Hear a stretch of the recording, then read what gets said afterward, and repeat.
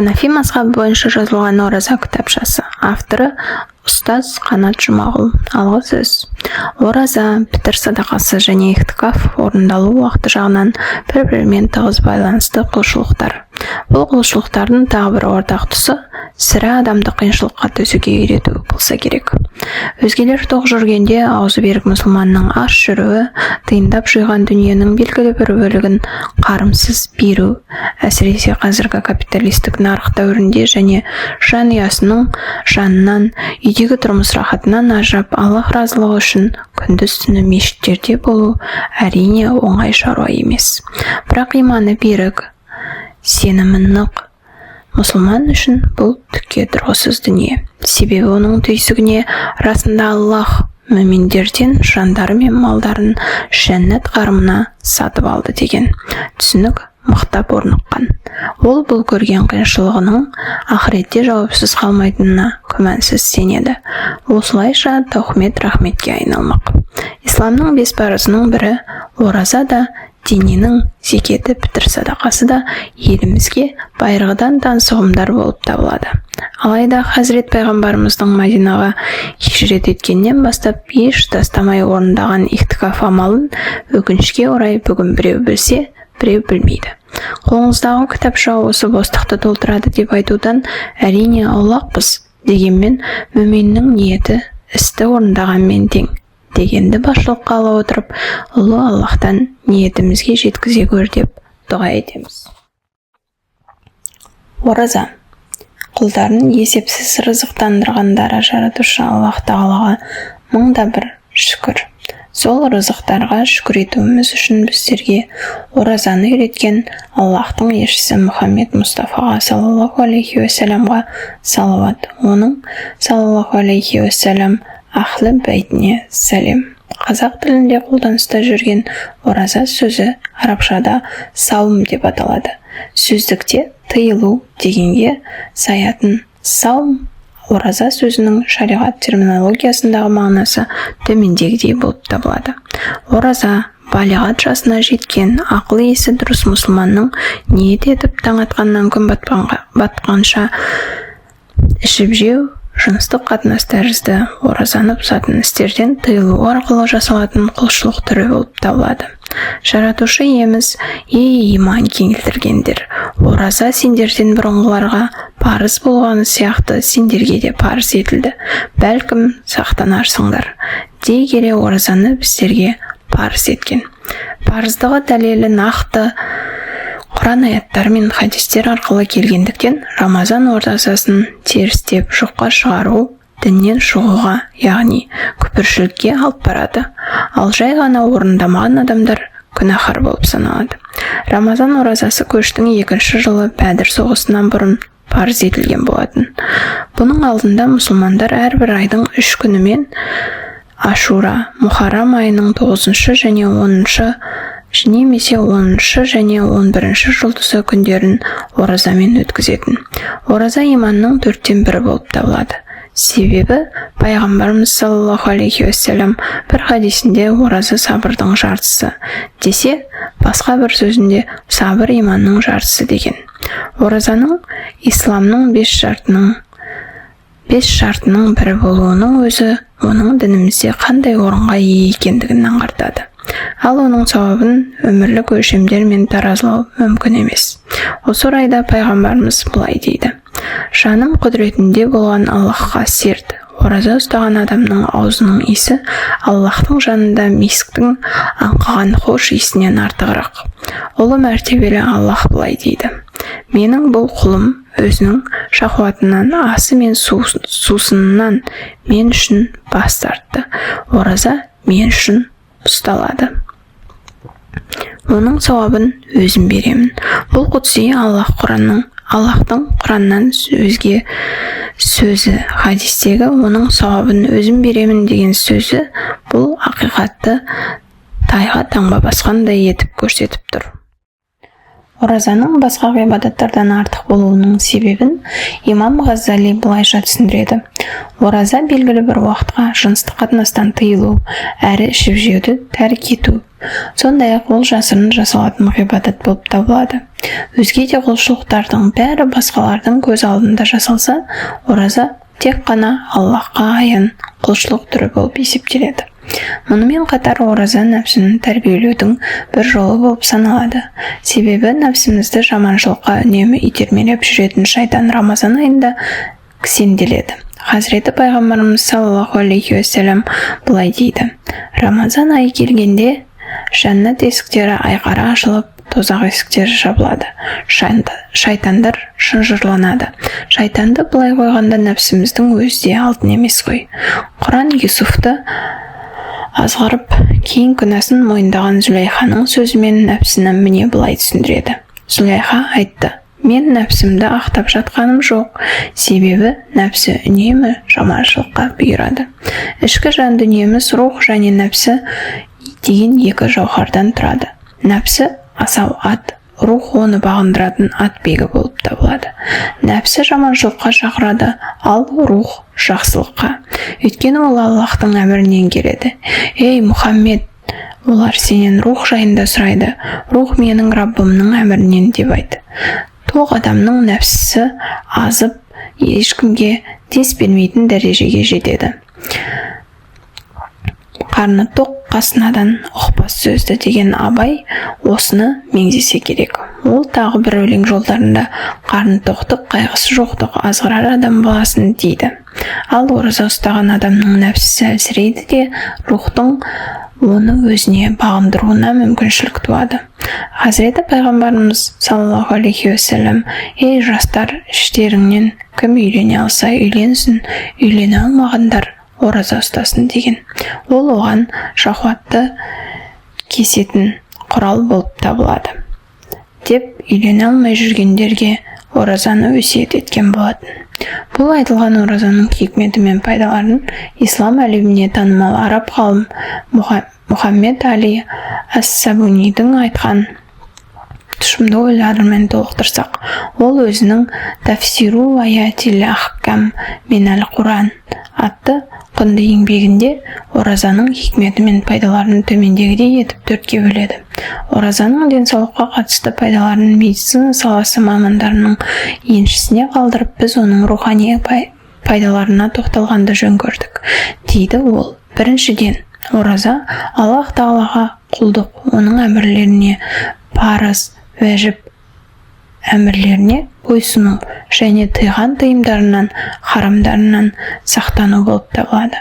Адам баласының өзін жоқтан бар еткен Аллах Тағалаға құл екенін сезінуі, оның бұйрықтары мен берген үкімдеріне бас июі бұл ғибадаттың ең бірінші мақсаты. Тіпті бұл сезім адамзаттың жаратылуының түпкі мақсаты десек те болады. Бізге әлемдердің Раббысына бойсыну бұйырылды. Оразаның шариғатқа енуінің екінші хикметі адам жан дүниесін тәрбиелеу, оны сабырлыққа және Аллах жолында түрлі қиыншылықтарға төзуге үйрету. Ораза адамның бойындағы ынта жігерін тәрбиелеп, оны өз қалауларының құлдығынан құтқарып, нәпсісіне бей етеді. Осылайша ол үнемі жаманшылыққа бұйыратын соқыр нәпсісімен емес, шариғаттың ақыл мен парасаттылықтың жетегінде болады.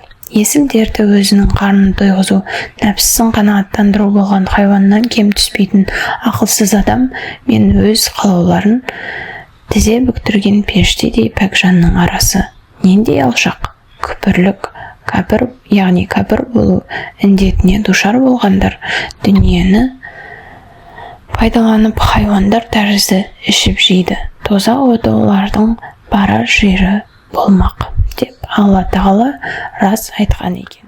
Үшіншіден, ораза пенденің бойындағы сүйіспеншілік пен мейірімділік сезімдерін оятып, оны жүрегі жұмсақ, адамгершілігі мол, кісіліктен аулақ адамға айналдырады. Мұнымен қоса көкірегіндегі иман сезімдерін оятады. Ораза адам баласын шер астынан құр қалдыру емес, керісінше басқа да дін бауырлары сияқты ойлап, олар сияқты сезіну үшін адам бойына рухани тағат ұялатар бір мүмкіндік болып табылады. Рамазан айында осындай халге қол жеткізген пенде әлгі бауырларына қол ұшын созып қиыншылық атаулының астында қалғандардың көз жасын сүртіп тіршілік тауқыметін тартқандардың қайғыларына ортақ болары сөзсіз. Бірде Жүсіп пайғамбарға жер бетінің бүткіл қазыналарына ие бола тұра неменеге аш жүрсің деп сұрақ қойылады. Сонда ол, қарным тойса аш қалғандарды ұмытамын ба деп қорқамын деген екен. Төртіншіден, ораза пенденің жүрегіне Аллахтан қорқу және үнемі оның бақылауында жүрмін деген сезім ұялатып, оны тәрбиелей түседі. Осылайша тақуалық сезімін бойына сіңірген мұсылман Аллах харам еткен барлық нәрседен бойын аулақ ұстайды. Демек, оразадағы сыр құлдың қанат жайып тақуалық мәртебеге самғауы. Аллах тәбәрәк уа тағала оразаның парыздығын білдірген аятта: ләлләкум таттақун, Аллахтан қорқуларың үшін деу арқылы ораза ұстаудың себебін, яғни хикметін Аллахтан қорқу, яғни тақуалыққа байлаған болатын. Ол қиналуларың үшін, қарындарың ашу үшін, немесе денсаулықтарың жақсару үшін ораза ұстаңдар деп айтпаған. Демек, ораза атты жеміс ағашынан пенде тақуалық жемісін жинайды екен. Тақуалық аузы берік адамның жасап-жасамауы өз қолында болған іс-әрекеттерден Аллахтың әміріне бойсұна, одан сауап күтіп тыйылу арқылы Аллахтың қойған шектеулерінен асып өтпеуге өз-өзін тәрбиелеуі. Хақ тағаланың оразаны парыз етерде көздеген ұлы мақсаты міне осы тақуалық. Аллахым, ораза ғибадаты неткен керемет, күллі хикметке толы Аллахтың шариғаты неткен ұлық еді. Оразаның түрлері. Оразаның 6 түрі бар: парыз, уәжіп, сүннет, мустахаб, макрух және харам. Парыз ораза дегеніміз бұл Рамазан айында ұсталатын ораза, Рамазан оразасының қазасы және кафарат оразалар. Уәжіп оразаға бір нәрсеге аталған оразалар мен бұзылған нәпіл оразалар жатқызылады. Ал сүннет ораза Мухаррам айының 9-шы және 10-шы немесе 10-шы және 11-шы күндері ұсталатын ораза болып табылады.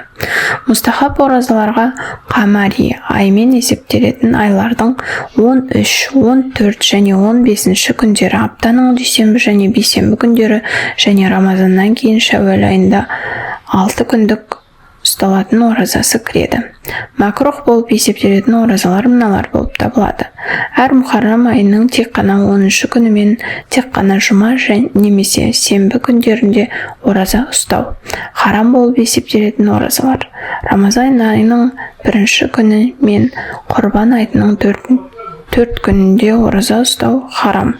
Өйткені айт күндері Аллахтың құлдарына деген сый-сияпат күндері болып табылады. Аллахтың сый-сияпатынан бас тартуға болмайды. Оразаға ниет.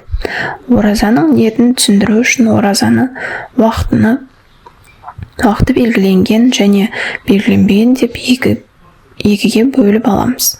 Уақыты белгіленген оразаларға Рамазан айы оразасы мен уақыты белгіленген нәзір оразасы жатады. Бұл оразаларды түнде таң атпай жатып та таң атқаннан кейін сәске уақытына дейін де ниет етуге болады. Уақыты белгіленбеген оразаларға Рамазан оразасының қазасы, уақыты белгіленбеген нәзір оразасы және кафарат оразасы жатады.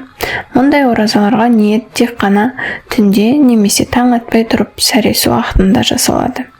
Ниет іштей ойлау арқылы жасалатындықтан, оны Аллах разылығы үшін Рамазан айының оразасын ұстауға ниет еттім деп тілмен айтуға да немесе тілмен айтпай-ақ ойша да жасауға болады. Оразаға ниет ететін адамның сахар уақытында сәресі ішу мустахаб амал. Хазіреті Мұхаммед пайғамбарымыз саллаллаху алейхи уассалам былай деген болатын: сәресі ішіңіздер, себебі сәресіде береке бар. Оразаны бұзып, әрі қазаны, әрі кафаратты керек ететін жағдайлар. Ораза екенін біле тұрып, жеп ішу, тамақ болсын, дәрі-дәрмек болсын. Екінші, жыныстық қатынаста болу. Үшінші, шылым шегу. Қаза. Бұзылған оразаның күніне күн келетіндей етіп есептеу, ұстау. Кафарат әдейілеп бұзылған бір күн оразаның орнына 2 ай немесе 60 күн үзбестен ораза ұстау. Оған күші жетпесе 60 күн бойы 2 мезгіл бір пақыр кедейге тамақ беру немесе соның құнын төлеу. Демек, жоғарыдағы 3 нәрсенің бірін істеген адам оразасын бұзған болып есептеледі. Сондықтан әрі қаза, әрі кафарат өтейді. Сол сияқты хажамат, қан алдыру немесе ғайбат жасап қою оразасы бұзылады деп ойлап ішіп жесе де һәм қаза, һәм кафарат өтейді.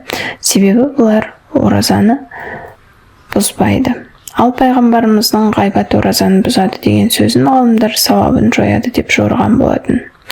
Оразаны бұзып тек қана қазасын керек ететін жағдайлар.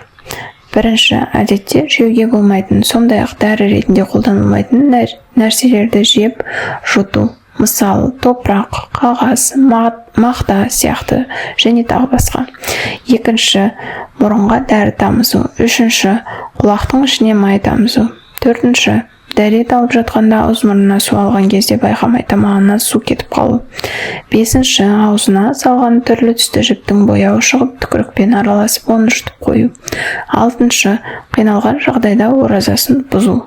Жетінші, ұйықтап жатқанда басқа біреу аузына ас салып немесе су құйып жіберсе.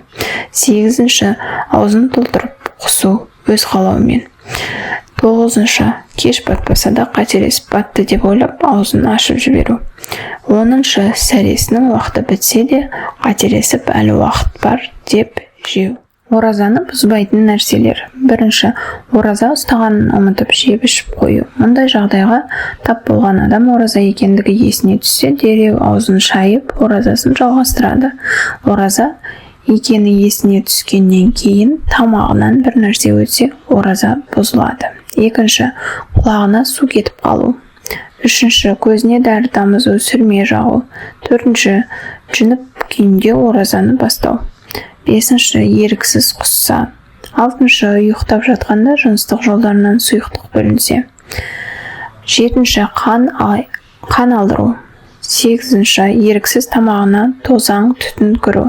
Тоғызыншы, аузындағы түкірікті жұту. Ораза ұстаған адамға мәкрух болатын нәрселер. Бірінші, жұтпаса да бір нәрсенің дәмін татып қарау. Егер күйеу тамақтың тұзына байланысты әйелінің мазасын алатын әдеті болса, онда әйелі тамақтың дәміне қарай алады. Екінші, түкірігін аузына жинап жұту. Егер аузындағы түкірігін сыртқа шығарғаннан кейін жұтса, оразасы бұзылады. Үшінші, өзін әсірететіндей етіп қан алдыру, ауыр жұмыстар жасау. Ораза ұстаған адамға мәкрух емес нәрселер. Бірінші, раушан гүлі мен хош иісті нәрселерді иіскеу. Екінші, тісті пастасыз щетка немесе мисуакпен тазалау. Үшінші, ауызды шаю. Төртінші, мұрнына су тарту. Бесінші, жуыну. Рамазан оразасын ұстамауға немесе оны бастаған болса бұзуға болатын жағдайлар. Бірінші, жолаушы болу. Рамазан айында кемінде 3 күндік қашықтықтағы бір жерге баратын адамның оразаға ниет етпеуіне болады. Яғни ол шамамен 90 километр. Бірақ ораза ұстап күндіз жолға шықса, оразасын бұза алмайды. Келесі күннен бастап ораза ұстамауына болады. Екінші жағдай, науқас болу. Ауру адам өлуден, ақыл есінен айырылуынан, сырқатының асқынуынан әлде оның уақытының ұзауынан қорықса, ораза ұстамауына немесе бастаған оразасын бұзуына болады. Дегенмен алдамшы күдікке бой алдырып, түймедейді түйедей қылып болар болмас бір сырқатқа бола оразаны бұза беруде дұрыс емес. Науқас сырқатының ауырлығына, өз тәжірибесіне, оның алғашқы белгілеріне немесе мұсылман шебер дәрігердің сөзіне сүйене отырып қана байқай алады. Мейлі жолаушы, мейлі науқас болсын, күші жетсе ораза ұстай бергені абзал болып табылады. Ораза ұстағандардың өздеріне жақсы. Үшінші жағдай, жаумен соғыс халінде. Өз отанын қорғап жүрген ислам мужахиді дұшпанның алдында әсіреуінен қорқатын болса, дініміз оған ораза ұстамауға рұқсат береді. Қорқыныштың сейілуімен ораза ұстамаған күндерінің қазасын өтейді. Төртінші жағдай, қауіп төнген жағдайда. Өлтірілмекші болған кісі немесе бір ағзасына зиян келтіріліп қорытылған кісі оразасын бұза алады. Бұзған оразасын кейін ұстай алады. 5-ші жағдай. Қатты аштық пен шөл кезінде. Ораза ұстаған адам қатты шөлдеп немесе қарны ашып яки дәрігердің сөзіне сүйене отырып, бұған шыдай алмайтындығына көзі жетсе, оразасын бұзады, қазасын өтейді. 6-ші жағдай. Жүкті болу немесе бала емізулі болса. Жүкті халде немесе бір нәрестені емізіп жүрген әйел ораза ұстаған жағдайда өзіне әлде нәрестеге зиян тиюден сескенетін болса, әрі жақын маңайында бала емізетін басқа әйел табылмаса, немесе ораза ұстағанда көкірегіне сүт келмей қалса, оразасын бұзып, кейінірек қаза етуіне болады. 7-ші хайыз, яғни етеккір және нифас кезінде. Рамазан айында ораза ұстауға ниет еткен әйел күндіз етеккір екенін білсе, немесе аяғы ауыр әйел босанып нифасқанын көрсе, бұл жағдайда ораза ұстауға тыйым салынады. Бірақ етеккір мезгілі деп қателесіп Рамазан оразасын ұстамаса, оған кафарат уәжіп болады. Мазхабымыздағы ең күшті көзқарас осы. Рамазанда етеккір көрген әйел түнде қаны тоқтап тазаланса, қарайды. Егер етеккір күндері 10 күнге толыққан болса, оразаға ниет етеді де Рамазан айының оразасын ұстайды. Қалып кеткен күндердің қазасын орындайды. Алайда 10 күнге жетпеген болса, сәресінің уақыты біткенше жуынуға уақыт болатын болса, жуынып оразасын ұстайды. Жуынуға жетерлік уақыт болмаса, ол күні емес, келесі күннен бастап оразасын ұстайды. Себебі 10 күннен аз етеккір көретін әйелдердің жуыну уақыттары да етеккір уақытына жатқызылады. Нәпіл ораза ұстаған 8-ші жағдай. Нәпіл ораза ұстаған адам қонаққа шақырылғанда. Қонаққа шақырылған адам шақырған адамның көңілін қалдырмау мақсатында нәпіл оразаны бұза алады. Бірақ кейінірек қазасын өтейді. Бұған дәлел ретінде амалдарыңды бұзбаңдар деген аят. Ханафи мазхабы бұзылған нәпіл ораза қазасының өтелуінің уәжіптігіне байланысты жоғарыдағы аяттан бөлек мына бір хадисті де дәлел ретінде келтіреді. Айша анамыз айтады: бір күні Хафса екеуміз нәпіл ораза ұстадық. Бізге бір ас сыйға тартылды. Асқа тәбетіміз тартып, оразамызды бұздық. Пайғамбар саллаллаху алейхи уассалам келгенде, Хафса менен бұрын сөзге кірісіп, оған бұл турасында сұрақ қойды. Ол саллаллаху алейхи уассалам орнына бір күн ораза ұстаңдар деп бұйырды. Бұл айтылған 8 тармаққа маңызды бірнеше мәліметті қосқымыз келеді. Ораза ұстай алмайтын қарт адам ораза ұстамай-ақ әр күн үшін бір кедейге күніне 2 мезгіл тамақ береді, немесе соның құнын төлейді. Ораза күнінің ортасында етеккір көрген әйел тазаланса, жолаушы үйіне оралса, жас бала балиғатқа толса, немесе бір кәпір ислам дінін қабылдаса, сол күннің қалған бөлігінде ораза ұстауға тиіс. Ал ұстамаған жағдайда етеккірден тазарған әйел мен жолаушы сол күннің қазасын өтейді. Ал бала мен исламды жаңа қабылдаған адам қазасын өтемейді. Себебі күннің басында ораза ұстауға қажетті шарттар орындалмағандығын. Намаз оқымаған адам ораза ұстай алады ма? Жауап: иә, намаз оқымаған адам ораза ұстай алады, өйткені бір құлшылықтың орындалмауы басқа ғибадаттың қабыл болуына кедергі емес. Бірақ әр құлшылықтың өзіндік орны бар. Оның орнын басқа құлшылық толтыра алмайды. Ақыретте Хақ Тағала құлшылықтың сұлтаны болған намазымыздың орнына оразамызды немесе басқа құлшылығымызды қабылдарына кім кепіл? Міне сондықтан да мойнымызға жүктелген міндеттемелерді толықтай орындауға тиіспіз. Ораза иісі мұсылман қайсы бірімізге болса да парыз.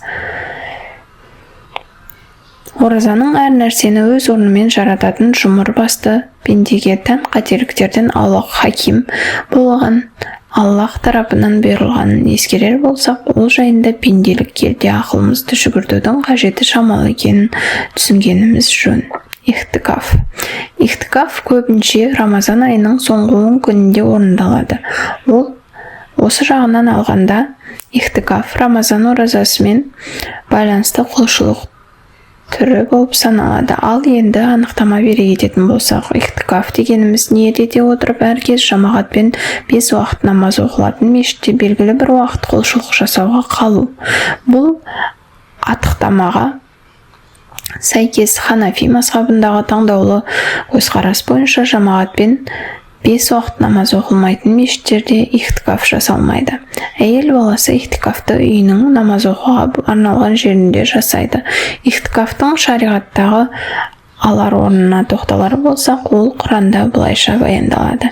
Сендер мешіттерде ихтикаф жасап жатып, олармен, әйелдеріңмен қосылмаңдар. Ал сүннетке келсек, Хазірет Пайғамбарымыз Мәдина қаласына хижрет етіп келгеннен бастап, дәм тұзы таусылғанға дейін әр жыл Рамазан айының соңғы 10 күнінде ихтикаф жасап келген. Ихтикафтың түрлері. Ихтикафтың 3 түрі бар. Біріншісі уәжіп ихтикаф, нәзір етілген жағдайда. Екіншісі муаккат сүннат ихтикаф, Рамазан айының соңғы 10 күнінде. Үшіншісі мустахаб ихтикаф, қалған уақыттарда. Сүннат ихтикаф Рамазанның соңғы 10 күнінде болғандықтан оразамен жасалады. Негізі ихтикаф оразасыз да орындала береді. Ораза тек уәжіп болған нәзір ихтикафтың ғана дұрыстық шарты болып табылады. Уәжіп ихтикафтың ең аз уақытын имам Абу Ханифа, Алла одан разы болсын, 1 күн деп көрсеткен болатын. Ал нәпіл ихтикафтың ең аз уақыты имам Мұхаммедтің, Алла одан разы болсын, асыл деп аталатын еңбегінде аз бір уақыт екендігі, 1 күннен аз бір уақыт екендігі баяндалған болатын. Тіпті Ханафи мазхабында пәтуаға негіз болған көзқарас бойынша отырмай, түрегеп жүріп те ихтикаф жасауға болады. Ихтикафқа ниеттенген пенде мешітке кіргеннен бастап дүние істерінен бойын Аллах ұстап, құлшылыққа арнаған уақытын зая кетірмей жаратушыға жалбарынып ғибадат ету, зікір ету, дұға жасау, Құран оқу және тағы басқа ақыретке пайдалы істермен өткізеді. Дегенмен ол күндіз-түні мешітте болатындықтан сол жерде азықтанып ұйықтауына болады. Ихтикафқа ниет еткен адамның мешіттен тек жұма намазы сияқты шариғи қажеттілік, түзге шығу сияқты табиғи мұқтаждық немесе мешіттің бұзылуы, бір залымның қинап сыртқа шығаруы, мешітке жамағаттың тарауы және жаны мен малына қауіп төну сияқты зәру жағдайларда ғана мешіттен шығып көп кідірмей басқа мешітке баруына рұқсат етілген. Ал егер себепсіз бір мезет тысқа шығатын болса, уәжіп ихтикаф бұзылады. Ихтикафтың қалған 2 түрі бұзылмайды. Ихтикафтың макрухтері. Бірінші, ихтикаф етуші адам бір нәрсе сатып немесе сатып ала алғанымен мешітке сатуға тауар әкелуі макрух болып табылады. Екінші, құлшылық деп есептеп үндемей жүруі макрух. Үшінші, бос әңгімеге берілуі макрух.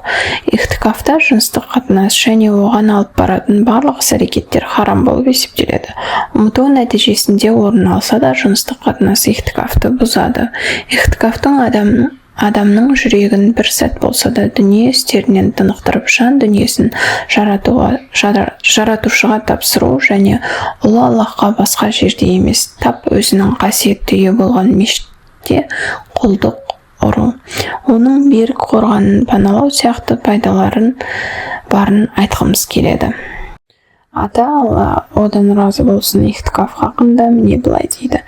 Ихтикаф етуші пенденің мысалы өз қажеті үшін патшаның есігін қаққан қарадай. Пітір садақа Рамазан айының аяғына жеткен және негізгі қажеттіліктерінен тыс нисап 85 грамм алтынның құнына жететін байлық мөлшеріне жететін дүниесі бар әр мұсылман үшін беру уәжіп болған садақа түрі болып табылады. Ол Рамазан оразасы парыз етілген хижреттің 2-ші жылы зекеттен бұрын шариғатқа бекітілді. Өздеріңіз көріп отырғандай пітір уәжіп болу үшін дүние мүліктің тура зекеттегідей нисап мөлшеріне жетуі шарт. Алайда пітірде нисапқа жеткен мүлікке 1 жыл толу шарты қаралмайды. Бұл амал бір жағынан мұсылмандардың өзара жәрдемдесуі болса, екінші жағынан оразаның қабыл болуына, жан тәсілім етіп жатқандағы қиындықтар мен қабір азабынан құтылуға себепші екен. Bir жағынан пітір арқылы қоғамда өмір сүріп жатқан кедейлердің айт күндері, еңселері көтеріліп, елмен бірге шаттыққа бөленері тағы бар. Зекет кімдерге берілсе, пітір де соларға беріледі. Пітір садақа Ханафи мазхабындағы пәтуаға негіз болған көзқарас бойынша басқа дін өкілдеріне берілмейді. Пітір мына 4 азықтың бірінен беріледі. Олардың түрі және салмағы бойынша айта кететін болсақ, бидай 1460 грамм, арпа 2920 грамм, мейіз 2920 грамм, құрма 2920 грамм. Пітір кедейге бұл азықтардың кез келген біреуінен берілгені сияқты оның құнында төлеуге болады. Қайсысы кедейге қажеттірек болса, әрине соны берген абзал болса керек. Жоғарыда берілген сандар пітірдің ең төмені болып саналады. Ал жоғарғысының шегі жоқ. Әл-ауқаты жақсы мұсылман одан да көп нәрсе берсе, нұр үстіне нұр болары анық. Себебі пітір садақаның түпкі мақсаты мейрам күндерінде кедейлердің жұрт қатарлы тойлап қуанышқа кенелулері екенін жоғарыда айтқан болатынбыз. Мейірімді пайғамбарымыз саллаллаху алейхи уассалам оларды осы күндері қол жайып жүруден құтқарыңдар деп айтқан болатын. Сондай-ақ Хазірет пайғамбарымыздың кезінде жоғарыда көрсетілген заттардың әрбірінің құны бір адамның бір күндік азанғы кешкі азығына жететін еді. Ал қазір мысалы бидай мен арпаны алатын болсақ, 1460 грамм бидай мен 2920 грамм арпаның құнына не келеді? Сіздің бұл есеппен берген пітіріңіз кедейдің қанша жыртығына жамау болмақ? Осыны ойлаған кейбір ғалымдар іштерінде отандық қауымдар да бар. Бидай мен арпаға қарағанда нарықтағы бағаларының жоғары болғанына байланысты мейіз бен құрманы немесе бір адамның орташа бір күндік шерасының құнын негізге алу керектігін алға тартуда.